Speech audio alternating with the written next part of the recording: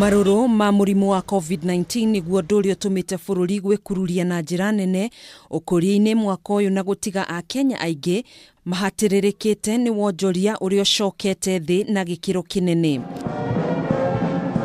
President Uhuru Kenyatta nĩ wotarĩirie ndeto ĩno na ihinda-inĩ rĩu agĩthathaũra makinya marĩa thirikari yake ĩkoretwo ĩgĩtacũkia kũhũrana na mũrimũ ũyũ na kũnyitĩrĩra Akenya. Broadcasting unit in conjunction na kĩringithania ũrĩa wonjoria wakũraga mbere ya kĩng'ũki gĩkĩ kũingĩra gũkũ bũrũri-inĩ, President nĩ ugĩte atĩ mwaka mũthiru wonjoria ũrakũraga na gĩcunjĩ kĩa 5.4 harĩ 100, no mwaka ũyũ ũkĩonekana kũhatĩrĩrio na njira nene. However, when it became apparent that the COVID-19 pandemic threatened to erode the significant economic gains we had made in 2019 and preceding years, on the 25th of March 2020, I did announce state interventions to cushion Kenyans against adverse economic effects of COVID-19 pandemic that warranted the national exchequer to forego taxes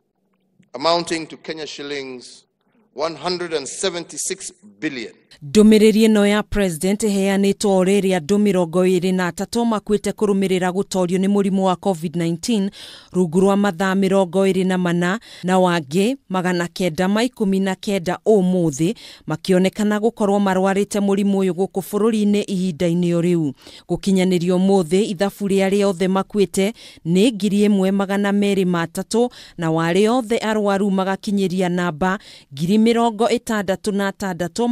66,723. Arwaru arĩa marĩ wodi-inĩ ya ICU nĩ 60 na gatagatĩ kao andũ 20 makĩhũthĩra macini cia rĩera rĩa kũhuhia thibitarĩ-inĩ itiganĩte bũrũri-inĩ. Hamwe na kaunti iria igũmĩirwo nĩ kĩng'ũki gĩkĩ nĩ Nairobi na andũ 345, kaunti-inĩ ya Nakuru andũ 76, na kuo kaunti-inĩ ya Kiambu andũ 44, Kericho andũ 41, na kuo kaunti-inĩ ya Nyeri andũ 17 gatagatĩ-inĩ kaingĩ nyingĩ. Gũkĩrĩ ũguo, President nĩ orĩtie Akenya kwaga kũnoga harĩ kũhũrana na mũrimũ ũyũ, akĩũria mũingĩ wa bũrũri gũthingata mawatho na mĩtaratara ya Covid-19. That we must not succumb to COVID fatigue. We must not backtrack from our vigilant fight against this pandemic. And on our part, as leaders, our stamina for discipline must not diminish.